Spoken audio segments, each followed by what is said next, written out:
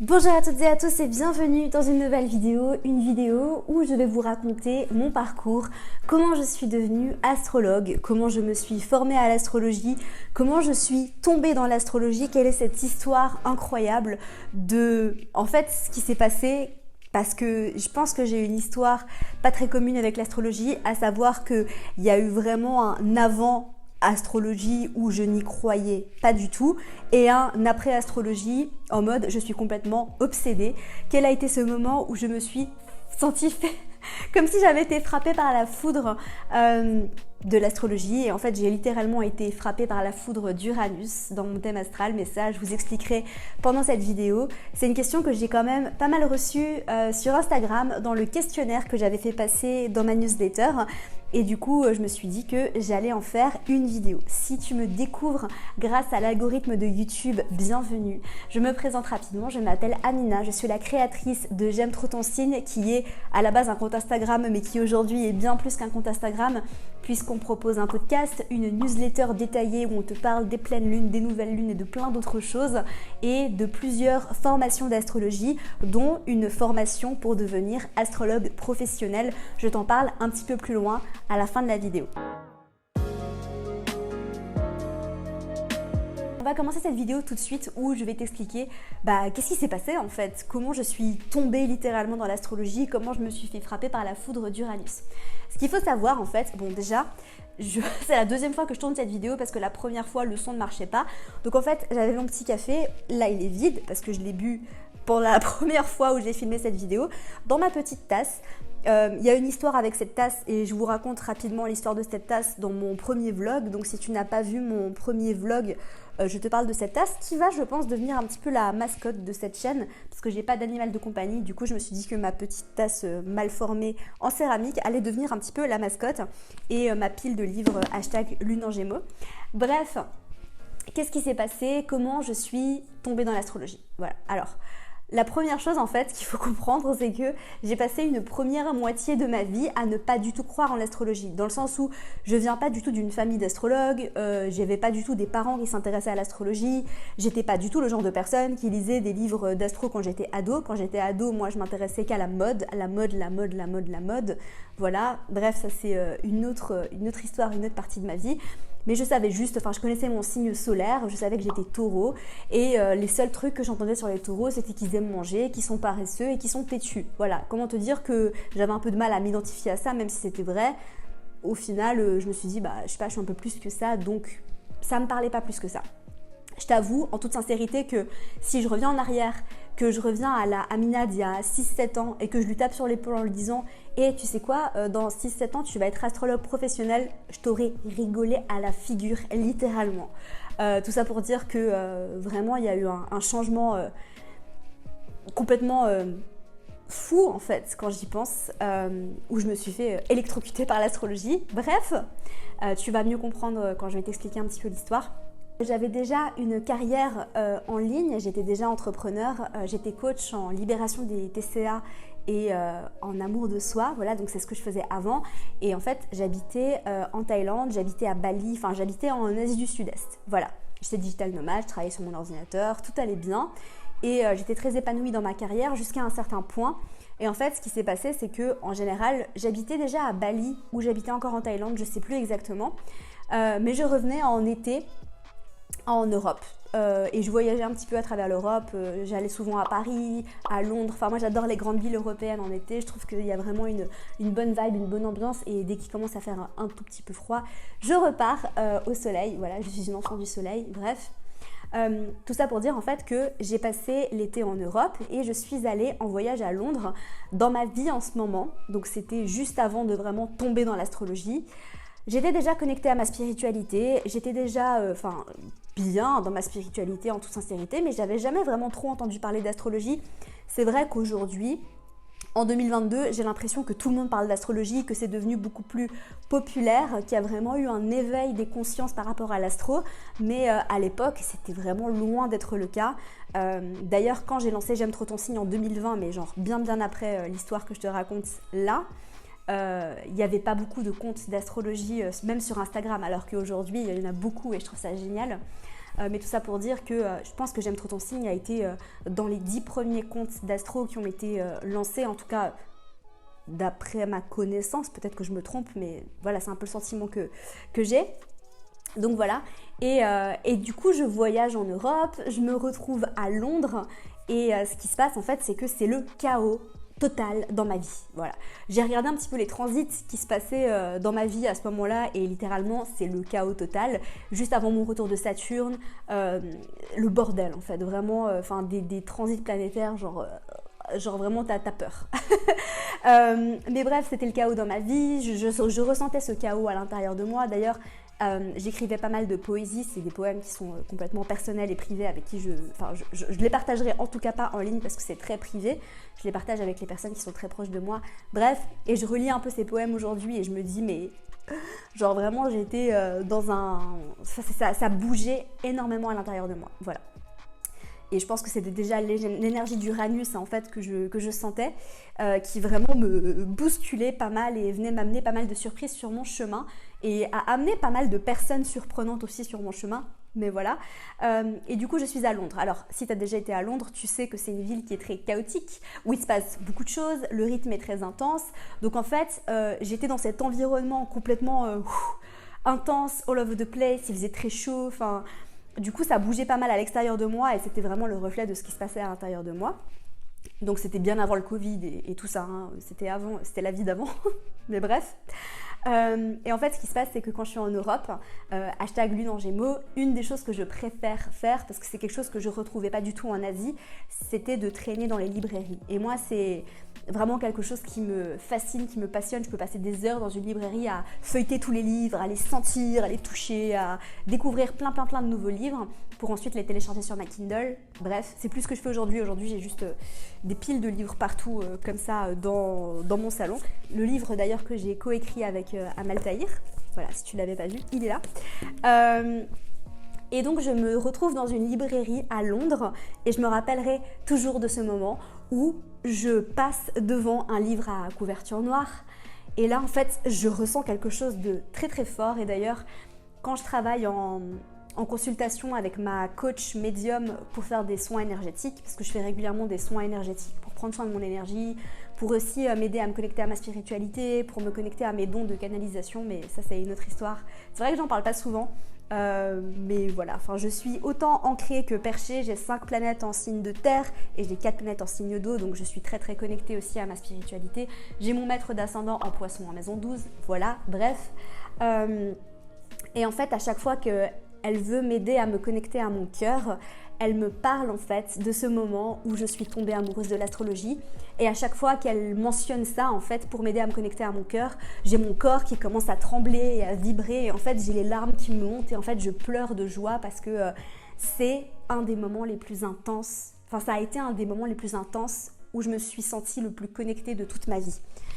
Et ça, en fait, ça s'est passé justement à ce moment-là, à Londres. Je suis dans cette librairie et je passe devant ce livre et je ressens quelque chose de si fort. Et là, en fait, j'avais envie de l'acheter de toute mon âme. J'avais envie de le... Je sais pas pourquoi, mais genre aucune explication. J'avais jamais vu ce livre avant, j'en avais jamais entendu parler.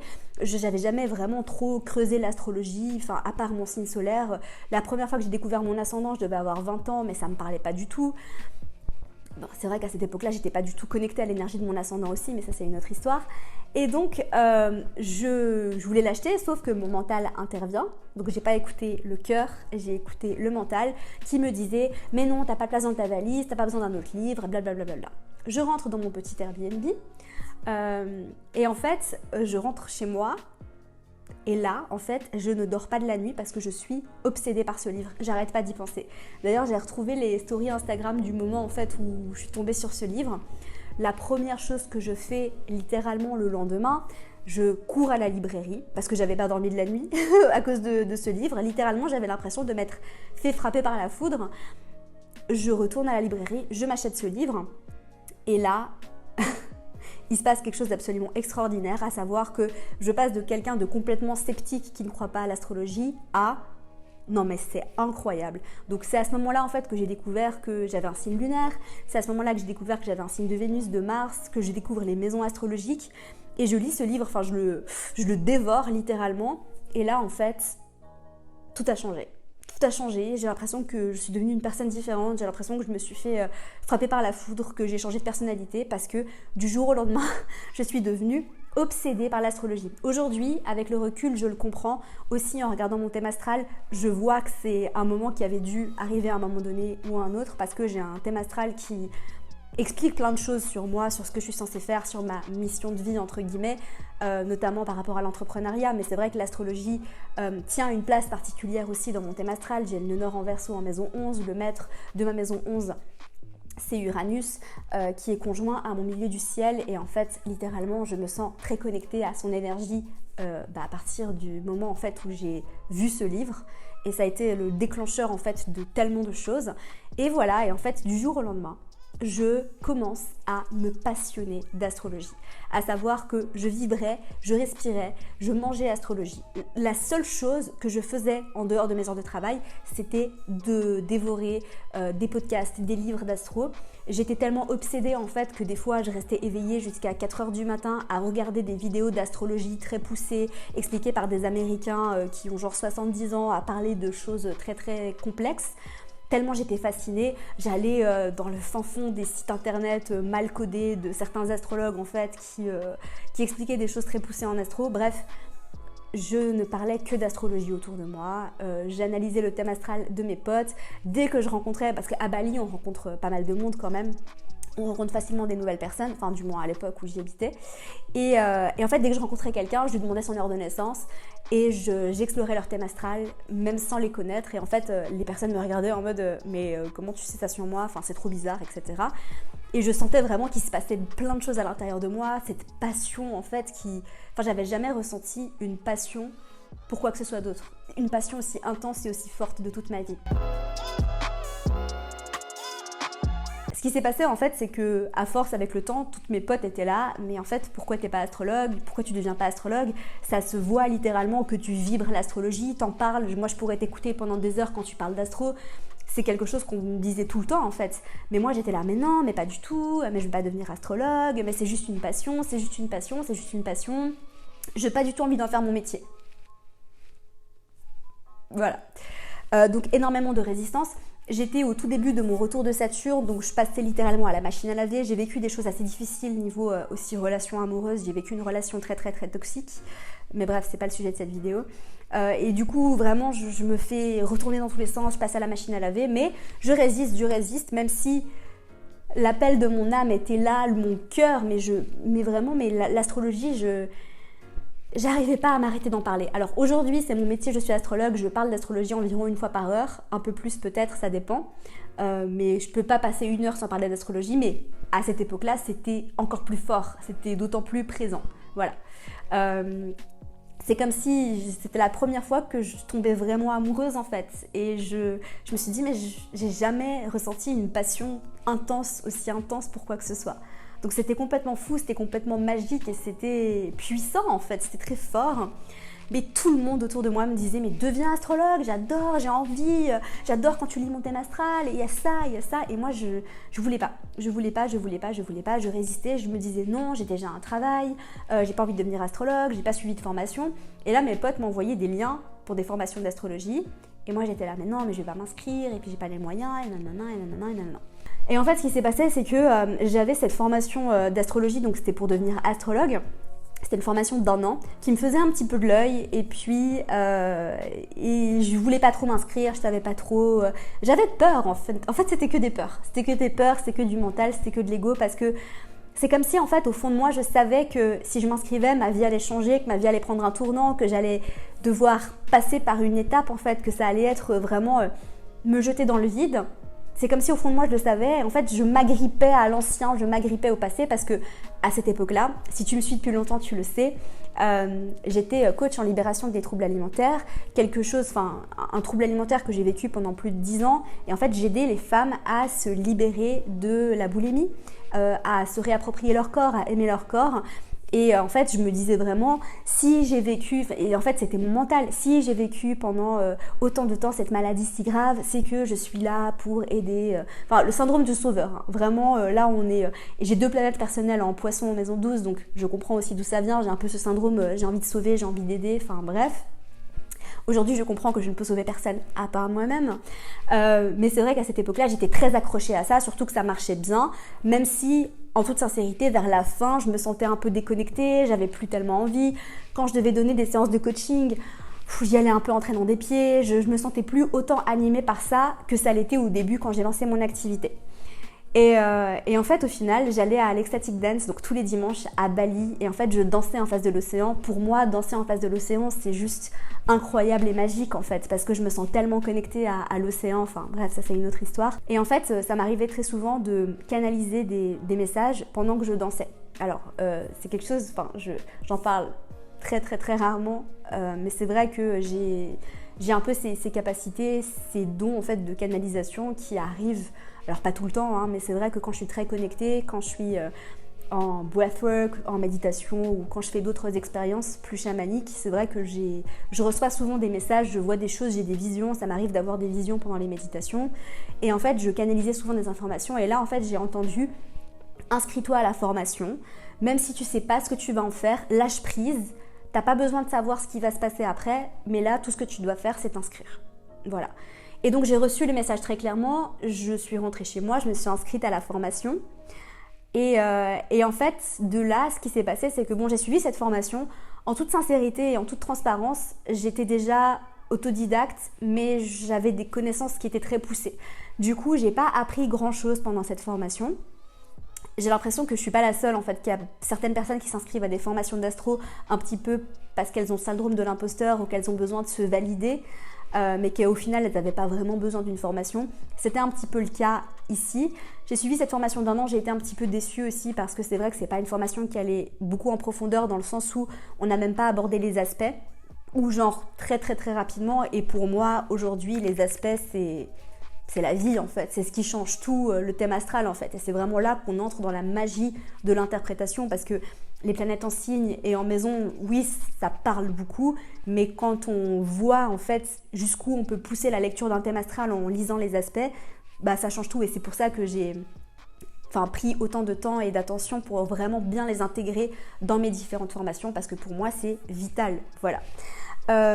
Et donc en fait ce que je fais c'est que je me sens toujours pas légitime et de toute façon à ce moment-là de ma vie je résistais toujours en plein retour de Saturne. De toute façon mon retour de Saturne ça allait être un changement de carrière, hein. Honnêtement j'ai Saturne en Capricorne en maison 10, c'est évident. Si t'as Saturne en Capricorne en maison 10 et que t'as pas changé de carrière pendant ton retour de Saturne, mets-moi dans les commentaires parce que pour moi, ça parle vraiment de ça. Et toutes les personnes qui ont changé de carrière ou se sont redirigées dans leur carrière à un moment de leur vie, c'était pendant leur retour de Saturne. Voilà. Enfin, avec Saturne en Capricorne en maison 10. Voilà. Bref. Et ce qui s'est passé, c'est que je résistais. Je me suis inscrite à d'autres formations. J'ai suivi d'autres formations, notamment en anglais.